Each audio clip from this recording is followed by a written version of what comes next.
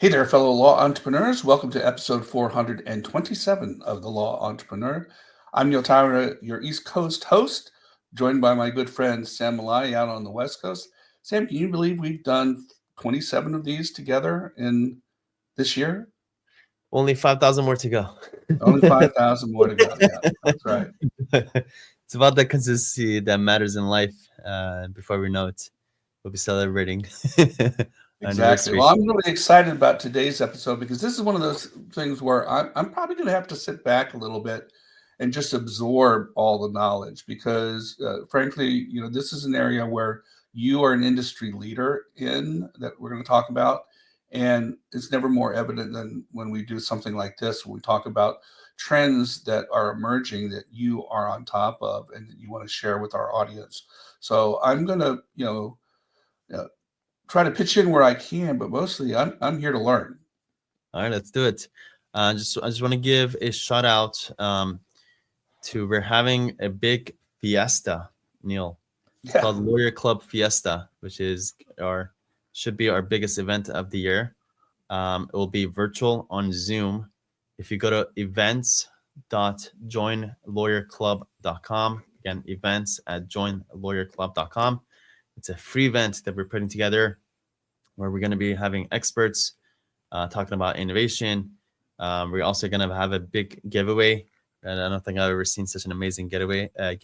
Neil, we're giving away a giant monitor, Apple iPhone 16, and Apple AirPods. This is as good as it gets. All you have to do is, again, go to events.joinlawyerclub.com, register, and join us. It's on December 12th. It'll be a lot of fun. And me and Neil will be speaking there. And one of the main topics actually we'll be talking about is AI trends to watch out for. So this will be a little preview, and we'll go even deeper when we do it then. So again, please make sure to register. And I think the link should be in the description in the show notes below. And here's another good reason to do so, because as Sam said, I'm going to be there and I'm going to be taking time to be there from celebrating my 43rd wedding anniversary. Wow, congratulations. So we're married on December 12th. So I'm very happy to share that news and to be a part of the Lawyer Club Fiesta. That is an amazing accomplishment, Neil. God bless. In this day and age, yeah, I feel blessed. As I tell people, I'm on my original starter wife. Good. May always be start and fresh for you. Yeah, indeed. All right. So 3 AI trends to watch out for in 2025. Very, very, very crucial to know what is going on because these things are coming in hot. Number 1 is agents. I was one of the few people to call this out 2 years ago. As soon as I got exposed to ChatGPT, I'm like, I see where this is going. Okay, cool. There's AI application, but the highest form of AI application is agents, AI that does stuff for you, for your law firm. And wherever we're going to end up being is we're going to have fully autonomous law firms where basically these AI agents are interacting with your prospects. So that means basically, let me just try to make it practical. AI texts your leads for you, starts a conversation, starts asking them qualification questions to see if they qualify or not. A lot of times it's able to screen out the ones that are not qualified, which is great. It saves you and your intakers time. If they qualify, it's able to do a full intake or a good kind of qualification kind of intake. Then it's able to either pass them off, schedule them on a booking with either you or ideally with your intakers. Or if you really want to push the agenda, we could have our intakers actually get people signed up, but that requires a little bit more nuance, which I could talk about in another episode. But I've actually done this, and I shared this in our conference over a year ago. And then once your client is signed up, whether by either you, your intakers, or by your AI, then it's passed off to another agent who starts texting and emailing your clients for you to start collecting documents or any information that hasn't been gathered already. Then at that point, the AI takes over and starts drafting different demand letters or discoveries or whatever that is. And then once that's prepared, that's passed over to your lawyer, to the lawyer at the law firm who's able to review everything. make sure everything checks out, make the revisions, and follow it. Then the AI agents could even follow up with government agencies to know what's going on, or with the opposing councils via email or text, whatever that is.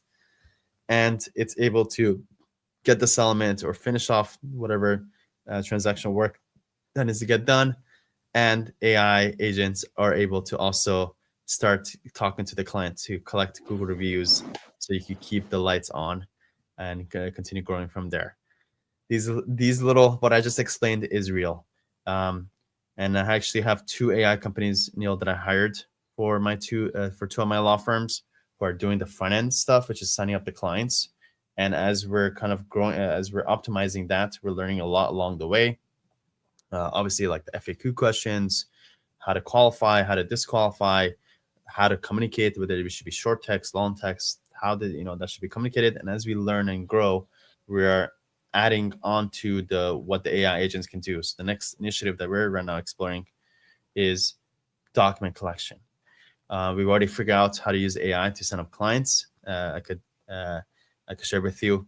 Last month we sent up over 100 AI assisted clients with AI. Amazing. We approved the model, and we're just optimizing it as we go along every day on a daily basis. And I'm actually having our team every day not just share how many clients we're signing up, but more importantly, how many AI assisted clients we're signing up, because I want that to be the key focus. And our goal is for 100% of our clients that we're signing up to be AI assisted signups. So that's kind of exciting. This is here. It's happening. There's particular companies that are doing this. Very few companies are actually doing this correctly, and spending enough, have the right teams to be able to do this, but they do exist. And so that's the very first thing, and it's super exciting. And ultimately, again, the goal is fully autonomous law firms that are, most of the work is being done for you to serve the clients all the way from A to Z. Sam, how is that manifesting itself? Are these like an AI enhanced chatbot on the front end, or an AI enhanced responsive component within your email workflow? Like, where does the AI agent live? Number 1 is via text. Number 2 is through voice, which is basically through phone calls. For the most part, right now, 80% of it is done through that. And I can imagine the next layer will be via email, will be the next layer to put on. But for the most part, it will probably be text, phones, and emails. Text is by far the easiest one. That one is like layer 1, easiest one to set up, easiest one to do. Layer 2 is the voice one, which requires setting up an agent who knows everything that that needs to know, but also be able to cut out the latency. How fast could you answer those questions, and also if there's things that are out of the wild, somebody brings up something that so refining all those those outlier kind of situations. But yeah, usually those 2 things. And it's real. Again, it's real. It's not like just just talking And I about can it. see where you can use it. Like, if you're following some of the suggestions that you've made in the past, Sam, about increasing your marketing and digital ads, which I am living through. One of the things you see is you frequently get responses that aren't consistent with what you're looking for. Okay, I would love to have the AI capability to parse those responses and deal with them in an even more automated way than I'm doing so right now. Okay, I'm handling it, or we're handling it, through text responses that are key to certain terms, but we have to manually go in and invoke them. If I had an AI component that could say, "Hey, this is an area of law that you don't practice," and could offer the proper response, it's going to save me a lot of time, money, and effort. And that's why it requires that ongoing work to oversee the actual communication that's actually happening. And we're doing that on a daily basis. We're reviewing all the messages, every single one. We're continuing refining it, and giving it. And you have to think of those incoming text messages as data. I think that's something that we tend to overlook. but it's the data that's going to drive the education of your agent, is it not? Yeah, In the part, data in helps part. you and it helps you create your SOPs, and you just continue improving your SOPs of how this Hmm. communication should be dealt with. Yep. And over time, actually, when you have the written format of the data, by the way, Neil, it helps you with your marketing also, so you know what words that your prospects and clients are using. And a Yeah. lot of times, you take those buzzwords and throw it back into your marketing, and it does well. So Yeah. that's layer one, agents coming in hot. That might be probably the most exciting thing to look forward to. Number two, Neil, is decision support systems, DSS, that are going to be integrated into your law firm CRM to give you practical, valuable insights so you can make good decisions for your law firm so you can grow faster. Okay. So there's a lot to pack there. So let's go through it. And this is actually something, Neil, that I'm actually working on at a company that does exactly this, what I'm about to explain. Again, it's a decision support system. This is not something new. This has been out there for 30, 40 years in the tech space. But we're just adding our own specialty that we know about law.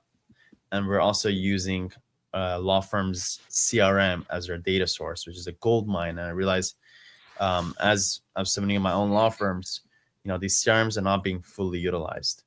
And in an age of AI, data is the field to everything. So if we get our hands on this, that we know is it will be our secret sauce, and something that, if we could get some insights from one law firm, we could help that information help the next law firm and continue doing that. And the more law firms that we help, then we have the most robust information knowledge base for each particular practice types about what's working and what's not. And for our benefit for our clients is we could share that information and say, hey, that's a part of our thing. Again, without necessarily needing to share private information. Again, no private information is shared between law firms, but the insights can be shared. Again, the mechanics is we plug in to your CRM. Okay, your CRM has the most amount of information about your prospects and your clients.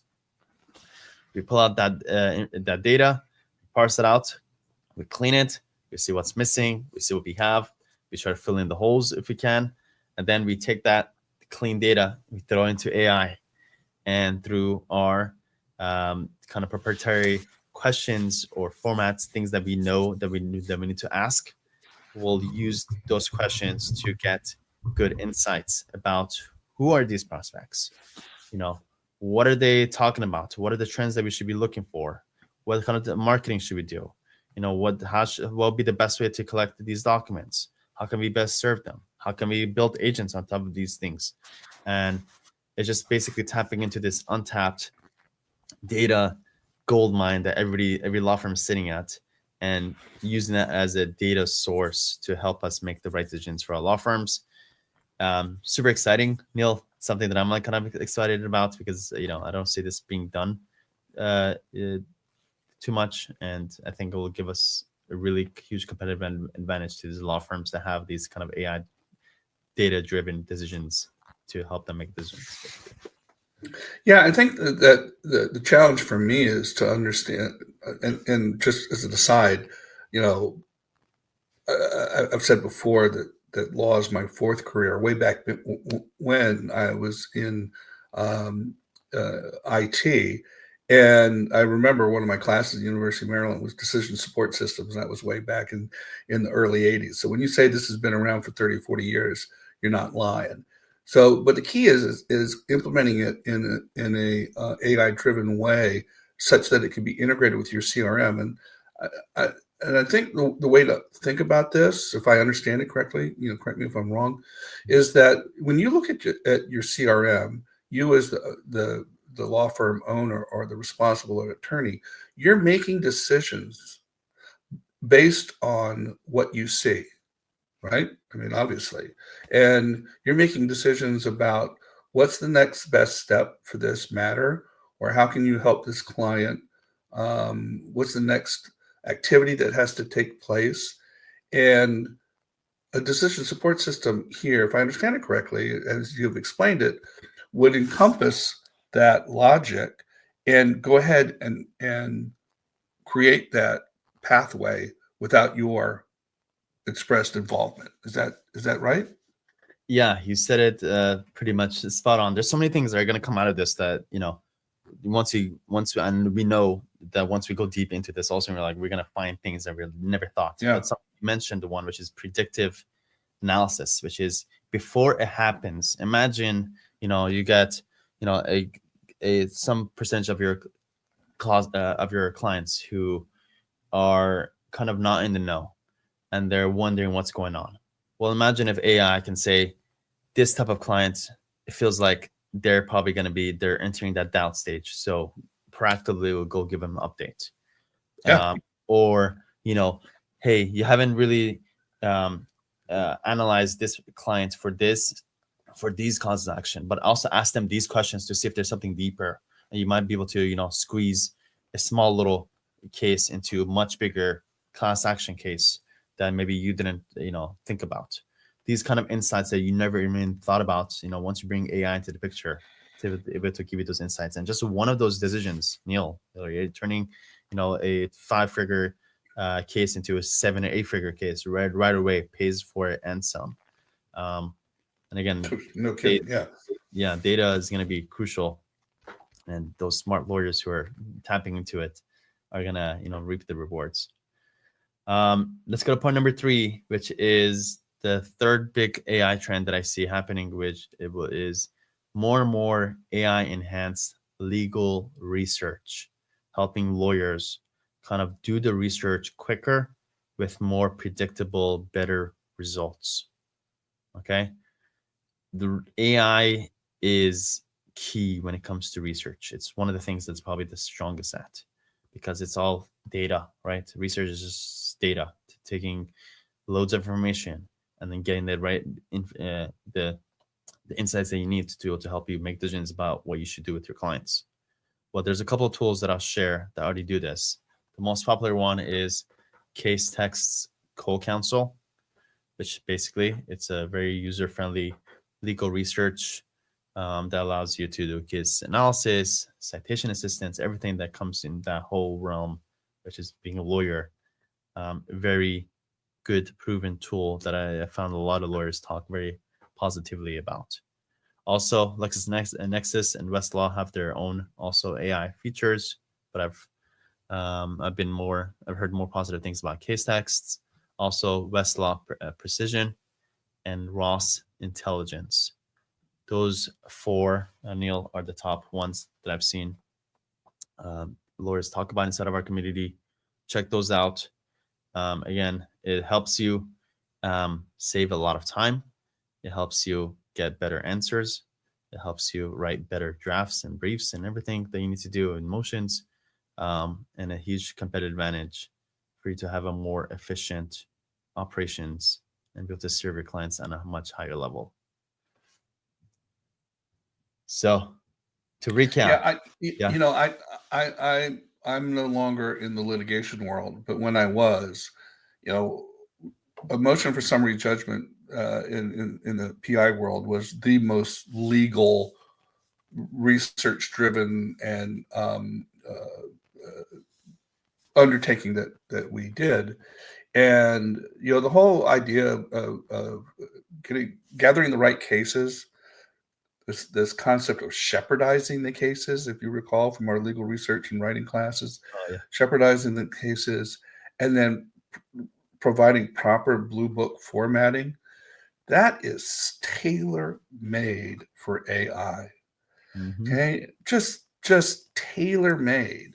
So if you're having a hard time conceptualizing how might I be able to use a tool, think of that process and think of, okay, here's the problem I'm trying to solve. Here's the jurisdiction I'm in. Here's some key factors about the matter. Here's 1 or 2 cases that I know are relatively on point. Do the research for me. Lay out the key points. Now, it can't write it for you. You have to do your own writing. Certainly can give you a good draft. I wouldn't file something that you haven't read every single word, word for word, and understand it and agree with it. You can't circumvent or not do your legal responsibility. But in terms of giving you a head start and a quick jump, man, that's unbelievable. Yeah, I'm gonna add one more shout out for some things to watch out for, and something, Neil, that's still a lot of people, a lot of lawyers I don't see taking advantage of enough yet is GPTs, which are basically custom chat GPTs that you can build yourself based on your own framework, your own documents. Let's just say you have a bunch of even personal injury demand letters, believe it or not. Let's just say you have 10 templates or 50, 20, 100 different templates. You're able to upload that to your own GPT, write your own frameworks of how you want the demand letters to be. And then you're able to use this GPT to basically answer a set of questions to say, hey, customize this demand letter that I want you to write based on these key facts for my client. And it will give you a good, very strong first draft of the demand letter or whatever you want to help you, cut through the noise. And actually, you're able to pass off this tool to your team, your demand writers, to be able to utilize this. And this GPT could be applied to across anything you could think about. I just happen to have 30, 40 of these that I've built for my own marketing and business and decision kind of needs. But I know there could be somebody can take that, apply it to anything they can imagine when it comes to the legal realm to help them run their law firms and help their teams run their law firms. All right. So again, we look forward to continuing this conversation with you at Lawyer Club Fiesta. If you go to events.joinlawyerclub.com, it's free. It's on December 12th. We'll be talking more about this with a lot more guests, interesting panel discussions. Neil, you weren't at our MLA Live, but one fun thing that we did was Lawyer Hot Takes, which is where I take, this time we're doing 5. I think last time we did 10, but this time we're doing 5 of the hottest, most controversial topics in the legal space. And we get people to be able to give us their opinion about which one do you agree with. And everybody brings up interesting kind of viewpoints about both sides, and be able to kind of talk that out, share our insights, and a lot of things that are top of mind for a lot of lawyers. That'd be one cool thing. And again, we're doing pretty epic giveaways. So please just go to events.joinlawyerclub.com, register and continue on this topic about things to watch out for in 2025 when it comes to AI. We appreciate you. Come join me on my wedding anniversary. And the future episode, we'll be talking about 5 secrets to scaling your law firm faster than ever. So if you're looking to scale your law firm, continue listening in to our podcast. We'll see you on the next episode.